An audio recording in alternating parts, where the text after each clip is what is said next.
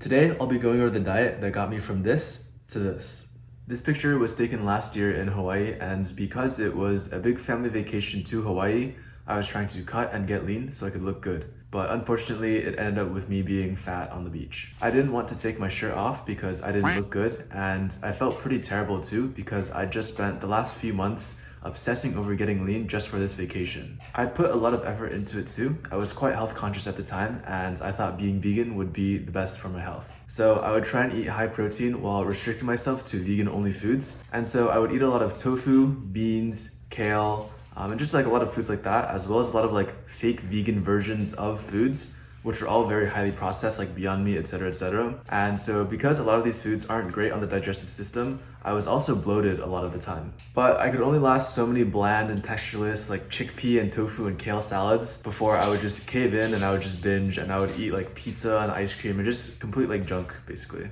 And so because I was always bloated and I binge ate a lot, of course I ended up being fat on the beach. And again, it felt terrible because basically my whole life I'd always been fat and I'd always wanted to have like a nice aesthetic, lean physique. It's like the fat kid's dream to have a six pack. And I knew what I was doing then was not working very well, so I had to switch things up. And lo and behold, it actually worked pretty well. So if you're struggling to get lean and you binge eat a lot of junk food, let me show you what worked for me. First, be grateful that you feel like shit after every binge eating session, and be grateful that you don't like what you see when you look in the mirror. This means that your emotions are tied to your progress. When you binge eat and you feel terrible afterwards, your body is giving you a clear indicator that you're going against your goals. When you look into the mirror and you don't like what you see, your body is pushing you and telling you to improve and change yourself for the better. That's fantastic. Think about the people who don't have this feeling. They're just perfectly fine being fat and unhealthy, and they don't really like feel any way about it. And you know what? If they're happy, fine, but that's not us. We want a nice, lean, aesthetic physique with defined muscles, defined abs, and a nice V-taper. It's like a piece of art, honestly. So here's what I ate to achieve this look. Basically just meat, some fruit, and some vegetables, and that's it. Well, okay, there's like other healthy things like raw honey and eggs and other nutritious foods, but generally I focused on eating high protein by eating high quality, unprocessed whole foods. There are a few non-negotiables that you must do when eating this way in order to get the best results. Number one is to avoid poison. Avoid processed foods, and in particular, avoid seed oils and processed sugars, because these foods are quite literally poison and they're very bad for you. Companies make these foods as addictive as possible, so you keep buying them and that makes them more money.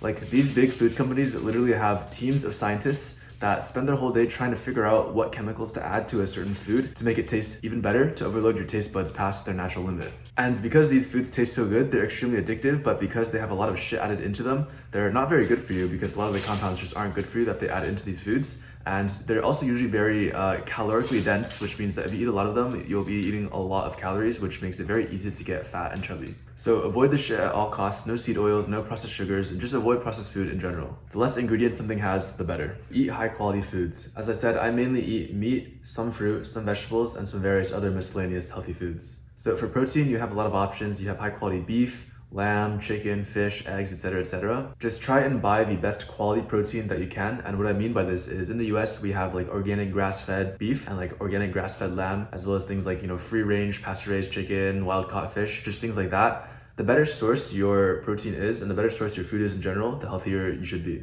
But even if you're not financially able to afford like the best of the best quality, even just eating like regular ground beef or just like the very like regular quality of food is like leagues better than eating processed garbage. Next, we have fruits and just carbs in general. I emphasize eating a lot of blueberries and kiwis and watermelon in particular because these are three like superfoods that are just packed with nutrients. And aside from these, I just eat any other like fruits that I want or like any seasonal fruit. So outside of these fruits, I don't really eat any other carbs. And the reason for this is because, let's take for example, white rice, right? It's a very like standard carb, nothing wrong with it. It's unprocessed, it's like fine. But the thing is, white rice is a very empty carb in that if I eat 100 grams of carbs worth of white rice, I just get the carbs and I don't really get like many other nutrients, which is like fine. If I instead eat 100 grams of carbs worth of like fruit and other things instead, which has a lot more like micronutrients, then I'm just kind of like packing in more nutrients into my diet. And so that's why I mainly eat fruit as my main carb source. But with that being said, if you do need the extra carbs, if you're like an athlete or something like that, white rice, potatoes, sweet potatoes, they're all very like good carbs to eat.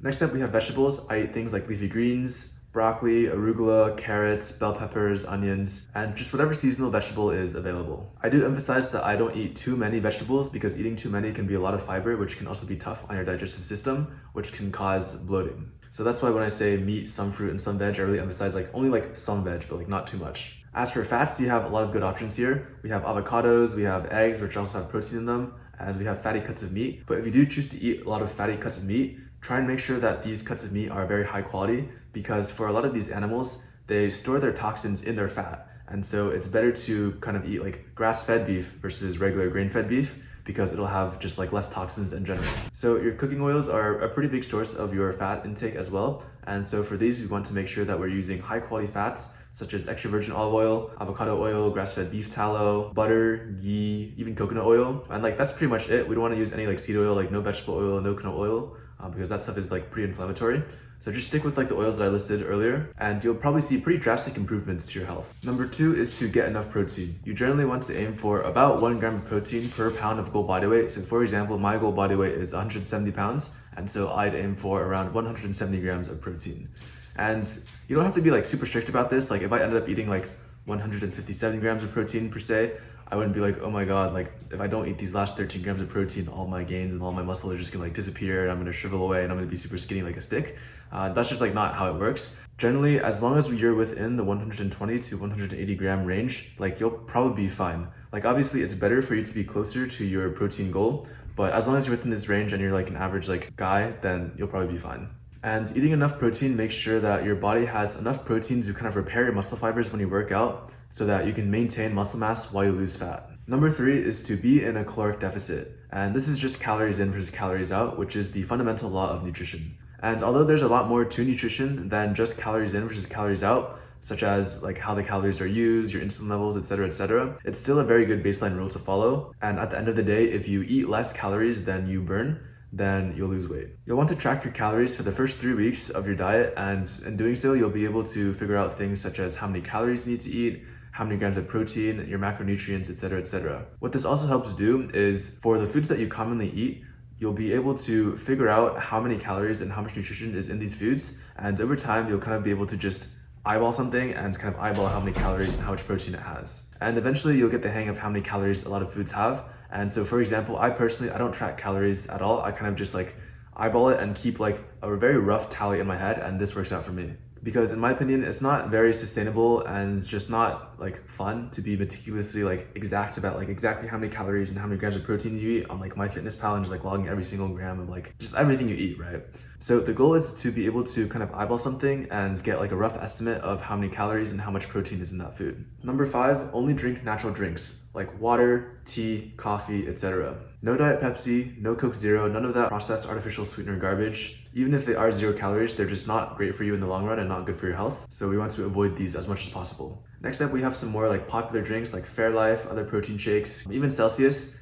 These are all like, they're better than soda, but it's still not ideal. So like they're a good tool if you really need extra protein into your diet, but it's better to not have them in your diet at all and just go for less processed drinks like water, tea, and coffee. So those are the 5 main non-negotiables that you should follow in order to get the best results when eating this way. And I personally believe that eating this way is probably the healthiest and the most optimal for human health, because if you think about it, you're really just eating high quality unprocessed foods, you're eating high protein, and you're making sure that all of your foods are like from a high quality source. And doing all of that is fantastic for your health and also for your hormones, which makes getting lean, just like whatever other fitness goal you might have, like growing muscle or whatever, it makes everything a lot easier when you eat this way.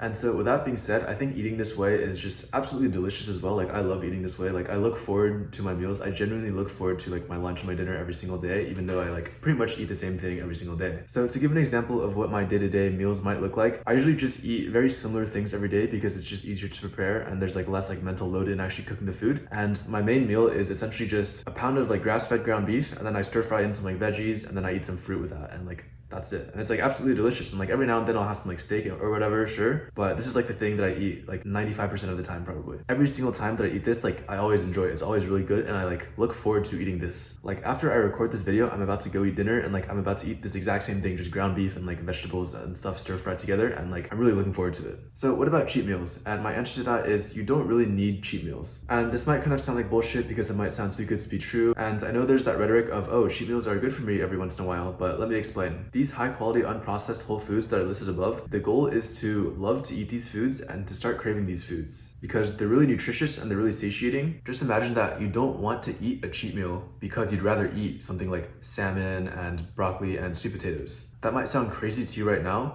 but that's the point that we are trying to get to. And like, that's kind of how I feel. Like, I'd rather eat these nutritious whole foods than like McDonald's or whatever, right? And if you just think about 1,000 calories worth of McDonald's, that's probably like a burger, some fries, and like a soda, compared to 1,000 calories worth of salmon, broccoli, and sweet potatoes. The whole foods are a lot more satiating, they're a lot more nutritious, and there's just like a lot more food in general, quantity-wise, compared to McDonald's. And that in itself is great for weight loss because you'll be fuller. Whereas like I could easily kill like 3, 4, 5,000 calories worth of McDonald's in like one sitting probably. The closest thing that I eat that I might consider a cheat meal is all you can eat Korean barbecue, because this shit is like so tasty and it's traditionally thought of as unhealthy, but if you really think about it, it's just meat.